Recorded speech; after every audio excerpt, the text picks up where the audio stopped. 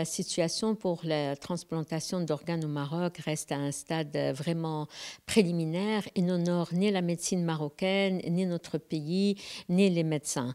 Malheureusement, très peu d'interventions depuis le démarrage de la transplantation d'organes en 1986. Et pendant 34 années, on est environ, pour le rein par exemple, environ 610 transplantations, c'est-à-dire des sujets qui ont reçu un greffon.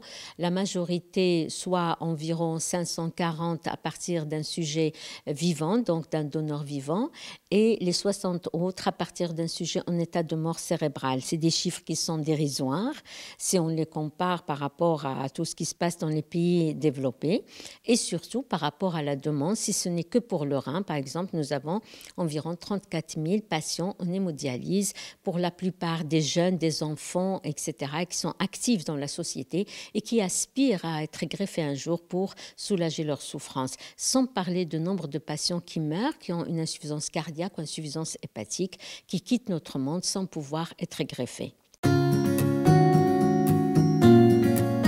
Déjà, l'activité était très minime et il n'y a presque plus rien. Il n'y a rien eu pendant le Covid et le démarrage et la reprise est très difficile.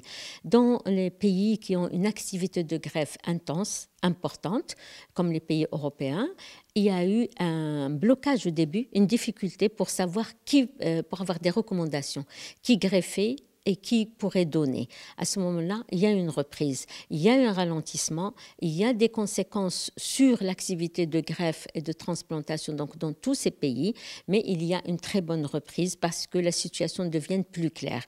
Et comme les pays européens et l'Espagne viennent toujours en tête, c'est le leader mondial pour le don d'organes et ils ont énormément travaillé et on doit tous prendre exemple sur l'Espagne, ce qu'elle a travaillé au niveau des écoles, des structures, des usines, etc. Et le résultat, c'est qu'ils sont encore cette année les premiers. L'association RAN, l'association marocaine de lutte contre les maladies rénales et d'encouragement et donc la promotion du don d'organes. Parce que pour moi, les deux choses vont ensemble. C'est-à-dire qu'il faut qu'on sensibilise les gens pour protéger leur rein, ne pas arriver à la dialyse, et pour, une fois qu'ils sont en dialyse, les aider par tous les moyens à sortir de la dialyse. Par exemple, pour un jeune, pour un enfant, il ne peut pas avoir une activité, une vie normale s'il est en hémodialyse. Ça prend du temps, il y a beaucoup de complications, etc. Et pour les enfants, ils ne peuvent pas survivre en hémodialyse. Donc tout ça est très important pour nous. Dès le départ, on a commencé par la sensibilisation.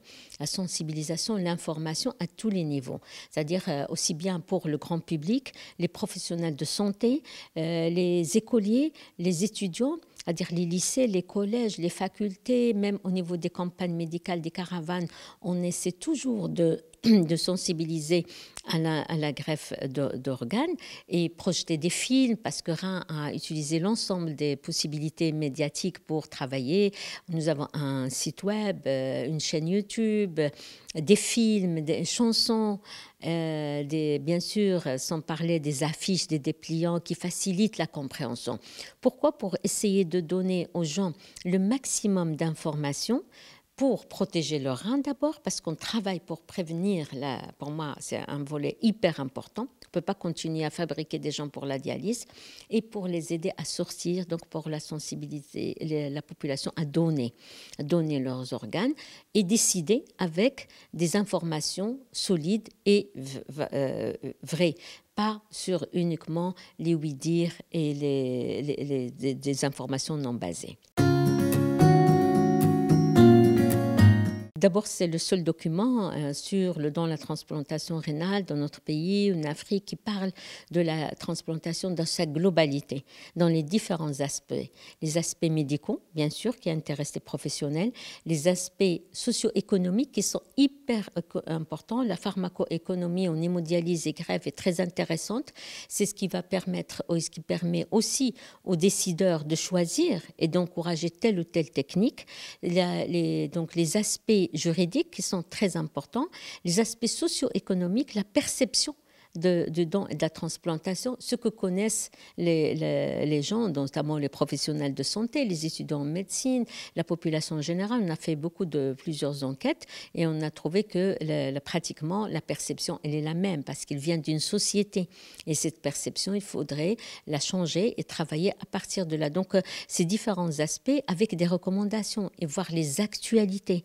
Et les actualités sur ce qui se passe chez nous, ce qui pourrait se passer. On revient aussi sur les différents aspects religieux, les aspects juridiques, pour pouvoir donner une idée globale sur le don et la transplantation d'organes. Donc, c'est un livre qui est didactique, qui n'est pas difficile à parcourir, qui pourrait donner une idée globale sur ce moyen thérapeutique et travailler pour encourager le don et la transplantation d'organes. La loi sur le don et la transplantation d'organes est venue pour combler un vide. Parce que quand nous avons commencé en 1986, nous avons travaillé uniquement avec un daïr qui date de 1952. Et donc, il est venu pour réglementer aussi bien le don que la greffe des organes et des tissus humains.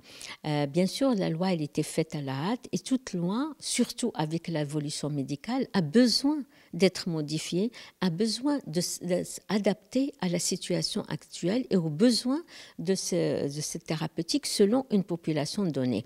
Donc pour nous, il est venu pour réglementer. Au départ, c'était très bien, mais avec le temps, il y a beaucoup de choses qu'il faudrait faciliter, régler. Avec cette loi, nous n'avons pu avoir que 1200 personnes inscrites sur le registre du don après la mort. Donc ça veut dire qu'aller au tribunal et aller s'inscrire est très compliqué. Ne parlons même pas des gens qui n'ont pas envie. Même les gens, par exemple, quand on est dans un regroupement, en réunion, on demande qui est donneur, la majorité des gens sont d'accord pour le principe. C'est du bien, on va sauver des vies, etc. Sadaqa jariya. Mais quand on va à la pratique, nous avons moins de 1200 personnes, c'est horrible. C'est plus de 700 sur Casablanca parce que l'association a beaucoup travaillé en faisant des signatures groupées, en encourageant les gens, en faisant donc des rencontres avec le juge responsable du registre de dons pour leur expliquer, pour rassurer qu'il n'y a pas de commerce, qu'il n'y a pas de vente, qu'il n'y a pas, etc.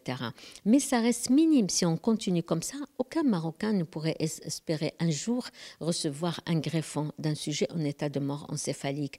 Donc, il y a des choses à changer, à revoir. Pourquoi les gens n'y vont pas? C'est compliqué de se lever un matin et d'aller au tribunal. Donc, facilité par une autre procédure, surtout après le Covid. Comme vous l'avez signalé, il y a eu le développement de tout ce qui est digital, informatique, numérisation. Pourquoi ne pas faire quelque chose par Internet? On fait tellement de choses. Par exemple, il y a cette proposition qu'on aimerait aussi réaliser, ce qui est facile avec la digitalisation. Et le deuxième, c'est non seulement continuer à aller s'inscrire, c'est faire comme les autres pays, modifier la loi et faire que les Marocains sont tous donneurs, c'est-à-dire par défaut, sauf celui qui ne veut pas, il va s'inscrire sur le registre du refus. Le point le plus important dans ce changement, c'est que chacun d'entre nous devrait réfléchir sur sa position, discuter et décider. Si les donneurs n'auront pas à s'inscrire, s'il ne veut pas, il se déplace et s'il ne reçoit juste de refus pour ne jamais donner son organe.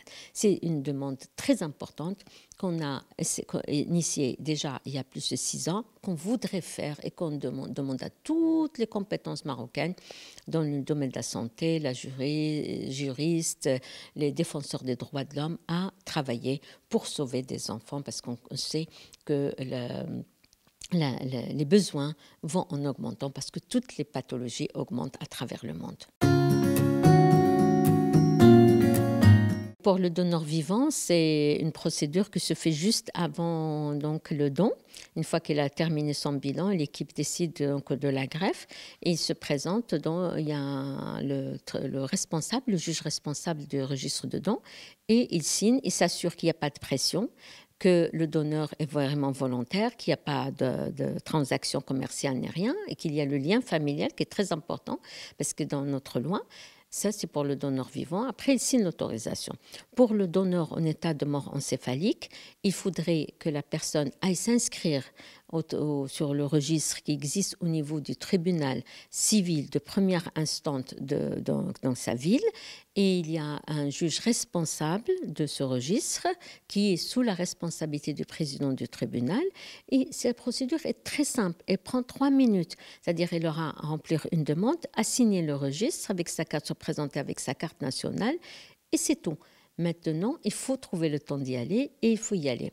Et les gens inscrits sur ce registre au niveau des tribunaux, la liste est donnée régulièrement aux différents hôpitaux. Mais comme ça c'est la loi, mais comme on a très peu, il y a donc très peu de personnes qui sont sur ces listes. On ne sait pas comment on va mourir, quand est-ce qu'on va mourir. Ce que les gens doivent savoir, c'est qu'on est donneur, même si on est inscrit, que si on est dans une structure de réanimation et qu'on est en état de mort encéphalique. Quelqu'un qui décède chez lui, dans la rue, au travail, il ne sera jamais donneur.